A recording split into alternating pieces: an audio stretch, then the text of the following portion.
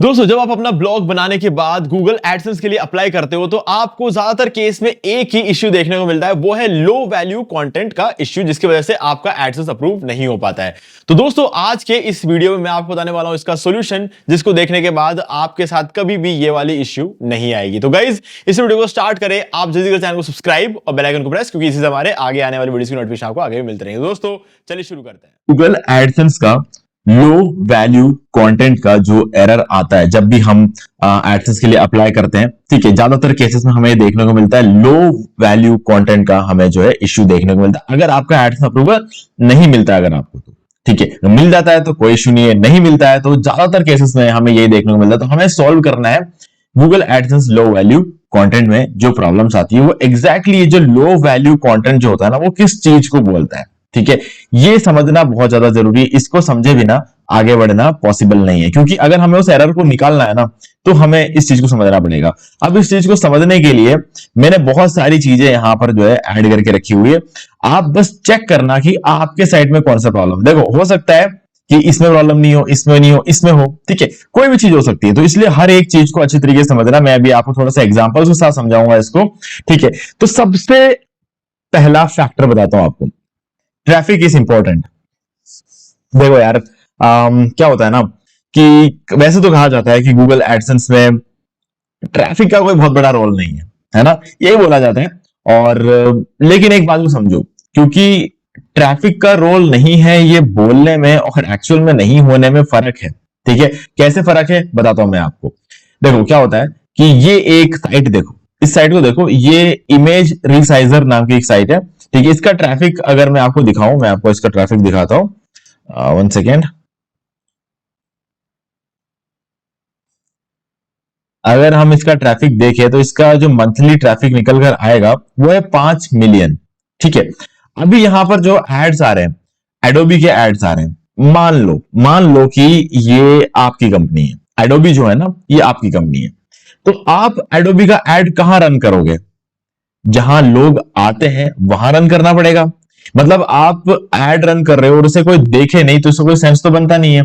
अभी इस साइट पे अगर कोई आएगा और आपका एड देखेगा, तो सीधी सी बात है, आपका कुछ बिकने के चांसेस है। लेकिन अगर कोई ऐसी साइट हो जिस पर ट्रैफिक ही नहीं हो, तो वहां पर एड दिखा के क्या मिलेगा इस कंपनी को? कुछ भी नहीं मिलने वाला है। ठीक है, वहां पर अगर वो एड दिखेगा तो कंपनी को कोई जो है वहां से कोई क्लिक्स नहीं मिलेंगे इस एड पर, और किसी भी तरीके से उनकी कोई कमाई नहीं होगी। तो हमेशा ये बात याद रखना, जब तक आपके साइट पर ट्रैफिक नहीं है, आपका साइट एडवर्टाइजर फ्रेंडली नहीं है। ठीक है, अब हम ये जो चीज बोलते हैं ना कि हमारा जो साइट, ये आपने कई बार सुना होगा, आपकी जो वेबसाइट है वो एडवर्टाइजर फ्रेंडली होना चाहिए। अब एडवर्टाइजर फ्रेंडली का सिर्फ मतलब ये थोड़ी है कि कंटेंट जो है अच्छा होना चाहिए, किसी तरह का गलत कंटेंट नहीं होना चाहिए आपका साइट का। गलत कंटेंट तो ऑब्वियसली बात है, नहीं होना चाहिए। ठीक है, ये तो समझदारी वाली बात है, हम समझ सकते हैं इस चीज को कि गलत कंटेंट होगा तो वहां पर तो क्यों ऐड दिखाएगा कोई भी एडवर्टाइजर। लेकिन एडवर्टाइजर फ्रेंडली का ये भी मतलब होता है कि वहां पर जो है आपके साइट पर ट्रैफिक होना चाहिए। अगर ट्रैफिक नहीं होगा तो वहां पर एड को देखने के लिए आएगा कौन?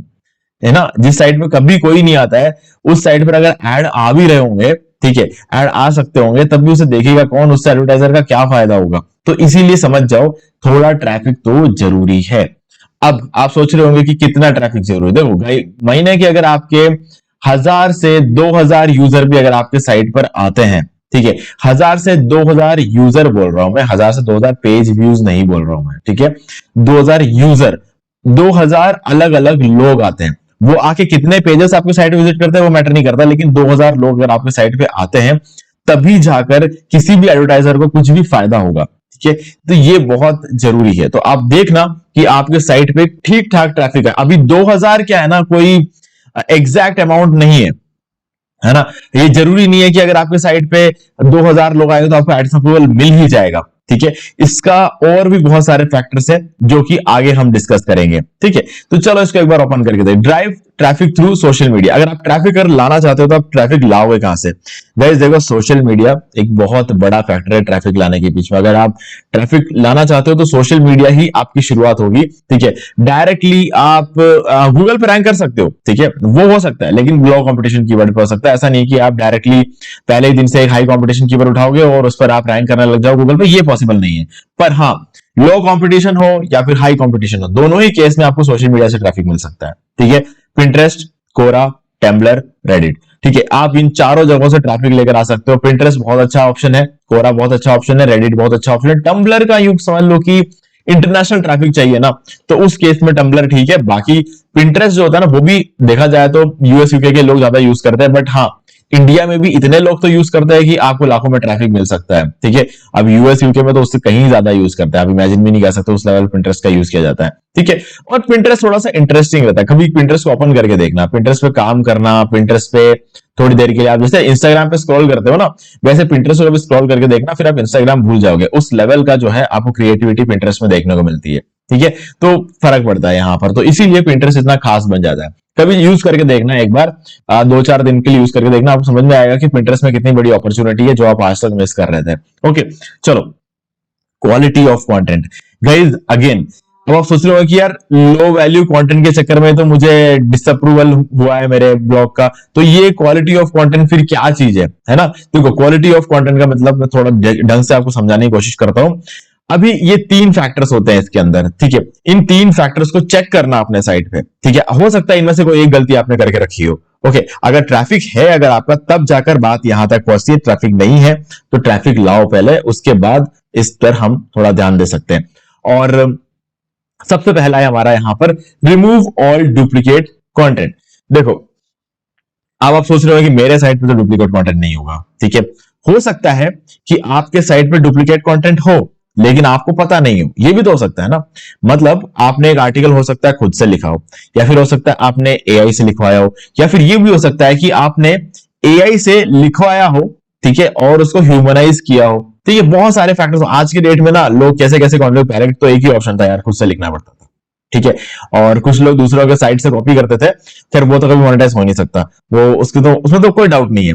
लेकिन आज की डेट में लोग दूसरों के वेबसाइट से कुछ कॉपी नहीं करते हैं, बट फिर भी एआई से लिखवाते हैं, ह्यूमनाइज कंटेंट होता है, खुद से लिखते हैं। ये 3 केसेस होते हैं। अब इन 3 केसेस में आपको लगता होगा कि एआई कंटेंट में कुछ प्रॉब्लम है। एआई कंटेंट में कोई प्रॉब्लम नहीं है गाइस, एआई कंटेंट आप डाल सकते हो, है ना। लेकिन प्रॉब्लम यह है कि एआई कंटेंट लिखवाने के बाद उसको बिना चेक किए कि उसके अंदर डुप्लीकेट कंटेंट है या नहीं, उसे चेक किए बिना अगर आप अपने साइट पे डाल दोगे, वो एक प्रॉब्लम बन जाता है। ठीक है, अक्सर लोग यही करते हैं, एआई मिल गया तो अब उसमें से डायरेक्टली कंटेंट लिखवाया और उसको अपने साइट पर पोस्ट कर दिया। ठीक है, ये चीज गलती हो जाती है। तो यहां पर आपको ह्यूमनाइज करने की जरूरत नहीं है देखा जाए तो उसको एक्चुअल में, लेकिन ह्यूमनाइज भले ही करो नहीं करो, देखना पड़ेगा कि उसमें प्लगैरिज्म है तो नहीं, है ना। प्लगैरिज्म मतलब डुप्लीकेट कंटेंट है तो प्लगैरिज्म चेकर जाओ गूगल पे टाइप करो।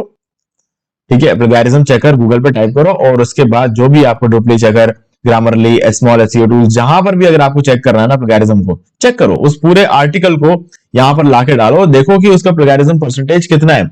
अगर 5 या 10% से ऊपर है तो उसे चेंज करो।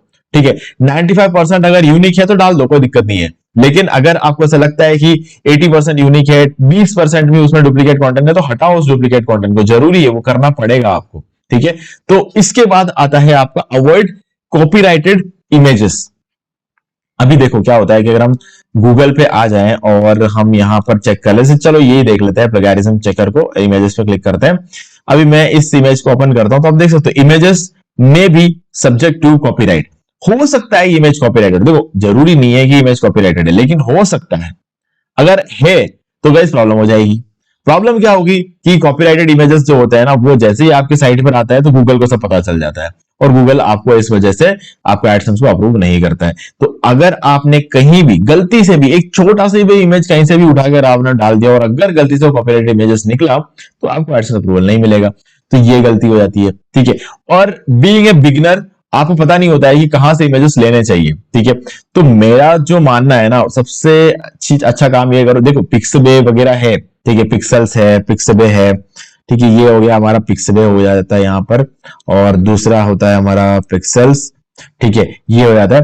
यहां सबसे आपको स्टॉक इमेजेस मिल जाते हैं, लेकिन यार देखो स्टॉक इमेजेस हमेशा जरूरी नहीं है कि ये जो स्टॉक इमेजेस आप डाल रहे हो वो रेलिवेंट हो। हमेशा ये जरूरी नहीं होता है कि स्टॉक इमेजेस जो आप डाल रहे हो वो इंटरेस्टिंग हो, क्योंकि ये फ्री स्टॉक इमेजेस है। यहाँ पर हो सकता है आपको कभी कभी अपने रिक्वायरमेंट की इमेजेस मिलेगी भी नहीं, यार मुझे भी नहीं मिली है यार। मैं देखो ब्लॉगर्स बोलते हैं, बहुत सारे ब्लॉगर्स, बहुत सारे यूट्यूब क्रिएटर्स बोलते हैं पिक्सबे से इमेज ले लो, पिक्सल से इमेज लो। मुझे आज तक मेरे काम की इमेज मिली नहीं है पिक्सबे और पिक्सल्स में। ठीक है, तो सबसे बढ़िया काम पता है क्या है, आप जाओ कैनवा में, ठीक है, कैनवा यूज करो, कैनवा से अपने खुद के इमेजेस को आप बना लो, ठीक है, बेस्ट ऑप्शन है ये। तो मैं यहाँ पर जब भी मुझे कुछ इमेजेस बनाने होते हैं मैं कैनवा में आके खुद बना लेता हूँ। यहाँ पर बहुत सारी चीजें हैं, बहुत सारे टूल्स ऐसे हैं जिसका यूज करके आप बहुत ही कमाल के इमेजेस बना सकते हो। यहाँ तक कि कैनवा एआई भी है जो कि आपको एआई इमेजेस बनाकर दे देगा, ठीक है।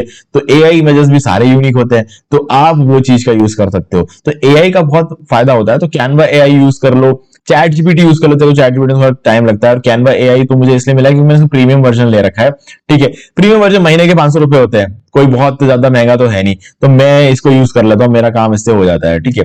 तो कैनवा एक बेस्ट ऑप्शन है अगर आप कॉपीराइटेड इमेजेस को अपने साइट से अवॉइड करना चाहते हो, क्योंकि ये सब चीजें तो कहने की बात है गाइस, पिक्सेल्स, पिक्सले, स्टॉक इमेजेस है, ले लो अपने ब्लॉग में यूज कर लो, कहने की बात है, कॉपीराइटेड तो नहीं है, खैर आप सेफ तो रहोगे, इसमें कोई इश्यू नहीं है।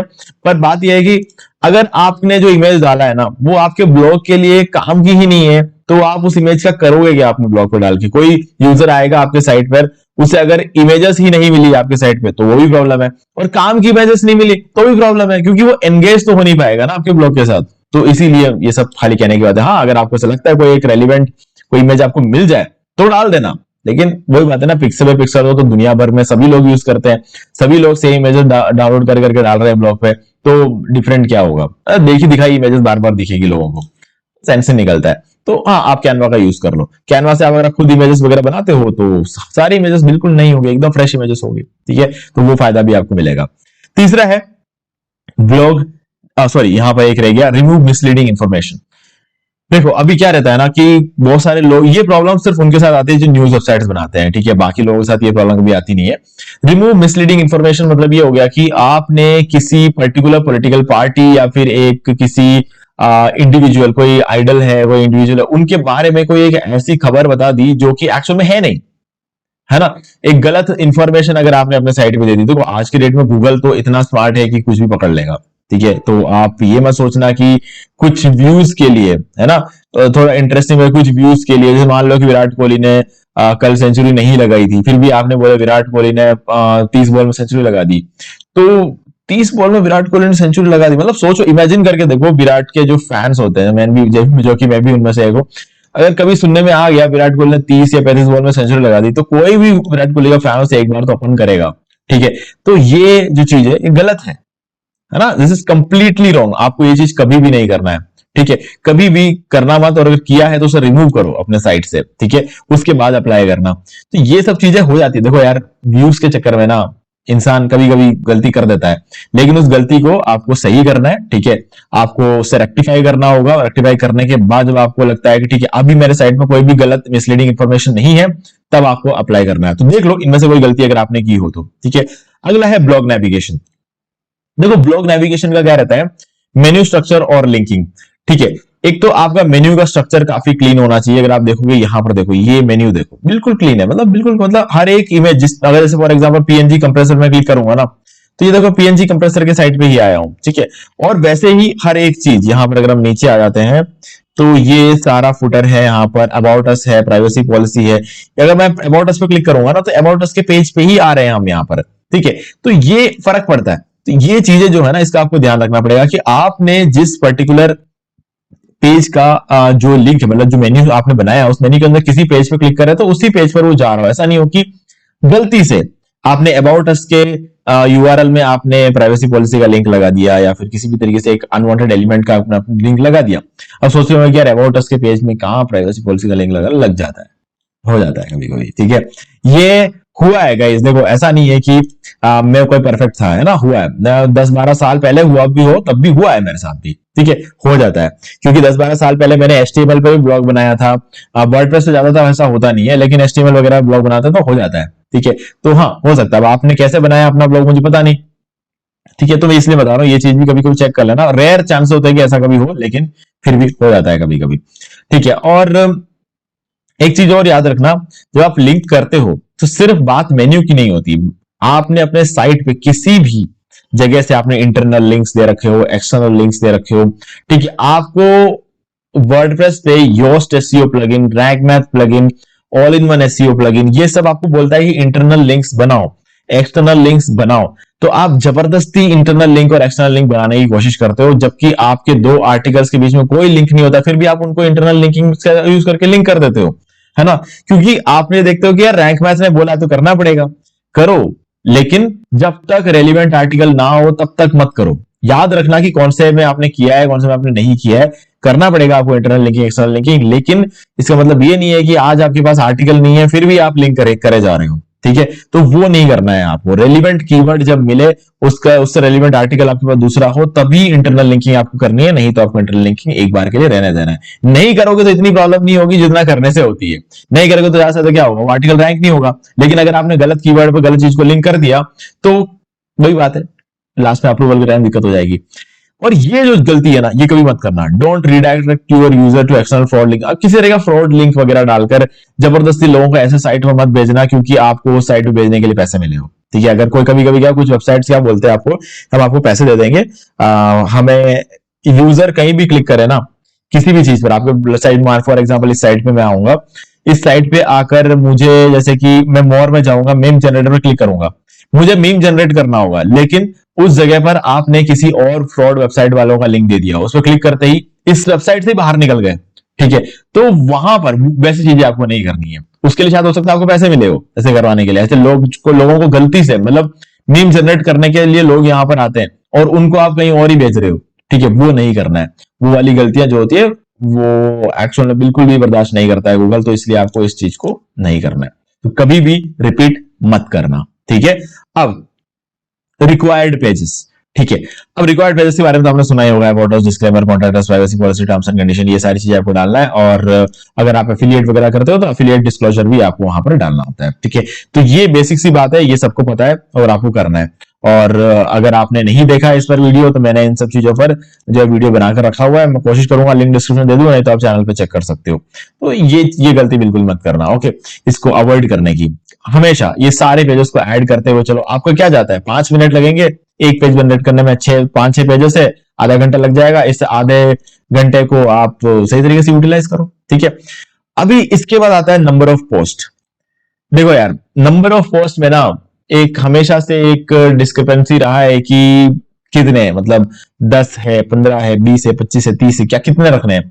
देखो मैं तो ये बोलता हूं कि 30 जो है ना वो मिनिमम है गाइस, है ना। मेरे हिसाब से तो 30 मिनिमम है, क्योंकि क्या होता है ना कि अगर आपने 10 या 15 पोस्ट डालने में शायद आपको 10 या 15 दिन लग जाएंगे मैक्स टू मैक्स, ठीक है। एक डोमेन खरीद कर, होस्टिंग बाय कर आप उसमें 15 दिन के अंदर अंदर 15 ब्लॉग पोस्ट डाल दोगे, और 15 दिन के बाद अगर आप उसे एडसेंस के लिए अप्लाई कर दोगे, तो आपको क्या लगता है, आपको एडसेंस अप्रूवल मिल जाएगा, और वो भी एशिया में? नहीं हो सकता ये चीज, ठीक है। तो कोशिश ये करो कि 30 आर्टिकल डालने तक रुक जाओ। कि क्या होता है कि हम सोचते हैं कि डेली एक आर्टिकल डाल देंगे, लेकिन कभी कभी क्या होता है हम नहीं डाल पाते। तो ऐसे में 30 आर्टिकल डालते डालते कभी कभी हमारे क्या है, 1 महीना निकल जाता है, 2 महीने निकल जाता है, 3 महीना भी निकल जाता है कभी कभी, और ये आपके लिए अच्छा है ना। ये एक्चुअली देखा जाए तो कभी कभी डिले होना भी अच्छी बात है, क्योंकि 3 महीने पुराने ब्लॉग में और 1 महीने पुराने ब्लॉग में फर्क है ना। लोग क्या करते हैं कि आज के डेट में एक डोमेन बाय किया, होस्टिंग बाय किया, और 3-4 आर्टिकल आ जाए तो गूगल एडसेंस अप्लाई कर देते हैं। सीरियस लोग जो होते हैं ना वो ऐसा नहीं करते हैं। सीरियस लोग ट्रैफिक आने का वेट करते हैं, सीरियस लोग अच्छा कंटेंट देकर वैल्यू जनरेट करने की कोशिश करते हैं, और ये बात गूगल को भी पता है, ठीक है। तो आप 15 दिन में अगर अप्लाई कर लोगे तो वो भी तो चेक करेगा कि आपका डोमेन और होस्टिंग कब खरीदा गया था। 15 दिन पहले खरीदा गया था तो वो तो ये सोचेगा कि ठीक है, इसका शायद ऐसा काम होगा कि ये 3-4 ब्लॉग लिखकर एडसेंस अप्रूवल ले लेगा, फिर इसे बेच देगा, ठीक है। गूगल को ये भी रहता है, लोग क्या करते हैं ऐसा, है ना, एक ब्लॉग बनाते हैं और उसके बाद क्या करते हैं कि उसको 3-4 आर्टिकल डाल के अप्रूवल लेकर बेच देते हैं उसको। तो गूगल को ये पसंद नहीं है बेचना ज्यादा, ठीक है।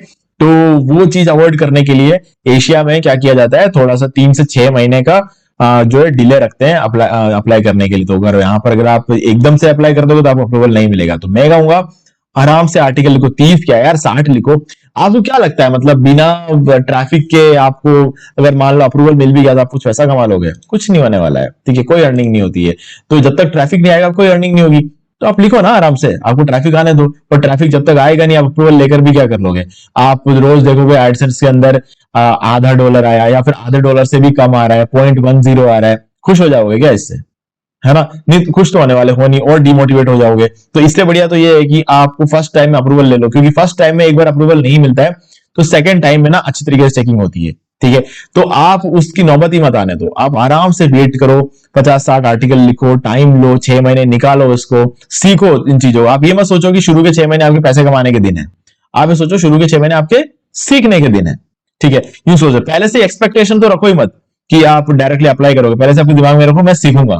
ठीक है, सीखना ही तो एक चीज है जो हमारे इंडिया में ज्यादातर लोग करना पसंद नहीं करते, जल्दी से पैसा कमाना होता है, फंस जाते हैं अपन। ठीक है, मैंने भी यही गलती की थी, मैं आपकी बात नहीं कर रहा हूं, मैं अपनी खुद की बात कर रहा हूं, मेरे साथ भी हुआ है। ठीक है, अब आता है वर्डप्रेस थीम। अगर ये सब कुछ आपने सही किया है, ये सब कुछ सही किया है, तो एक काम करना, वर्डप्रेस थीम बदल दो।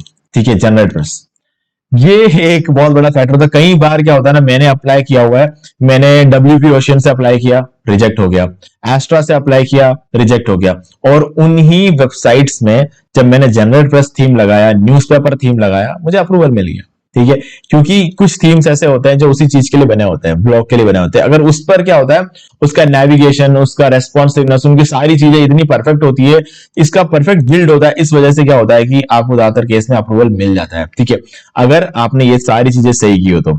हाँ, एक दो चीजें कभी कभी कहीं कहीं किसी ना किसी ब्लॉग पोस्ट हर इंसान की गलत हो जाती है। ठीक है, वो फर्क नहीं पड़ता है, वो चीजें हम जब रिपीट करते हैं ना, तब प्रॉब्लम आती है। ये तो कंपलसरी है, ये कंपलसरी है, ये नहीं करना है। ठीक है, गलती से कभी कभी ये हो जाता है। ठीक है, और मिसलीडिंग इंफॉर्मेशन नहीं देना है, कॉपीराइटेड इमेजेस नहीं करना है आपको, डुप्लीकेट कंटेंट कभी कभी अगर हो जाए तो वो चलता है। ठीक है, बहुत ज्यादा, मतलब अगर आपने 100 आर्टिकल्स लिखे हुए, 2 या 3 आर्टिकल्स अगर थोड़ा डुप्लीकेट में, कोई फर्क नहीं पड़ता है गूगल को इससे। ये सिर्फ आप नहीं कर रहे हो, हजारों लोग कर रहे हैं ये गलती, फिर भी उन्हें अप्रूवल मिलता है, तो ये इससे फर्क नहीं पड़ता है। ठीक है, आपके साइट पे है ही 30 आर्टिकल, उसमें से भी 4-5 में अगर आपके डुप्लीकेट कंटेंट है, तो उसका परसेंटेज 15% से ऊपर निकल जाता है। ठीक है, तो वहां पर प्रॉब्लम है। तो इसीलिए ये चीज देखना कि आपने कितने, इसीलिए कहते हैं ज्यादा से ज्यादा आर्टिकल्स लिखो, ताकि क्या है ना कि कितना चेक करेगा सामने वाला बंदा, है ना, जो आपकी साइट को चेक करने आ रहा है, वो कितने आर्टिकल्स चेक कर लेगा। 20-30 आर्टिकल्स तक में से अगर 2-4 में अगर उससे गलती निकल गई तो वही बात खत्म हो जाती है। लेकिन 100-200 आर्टिकल ने आपने लिख रखे हैं, उसमें से 100-200 आर्टिकल्स को कैसे चेक करेगा, नहीं कर पाएगा, तो वो भी एक फैक्टर है।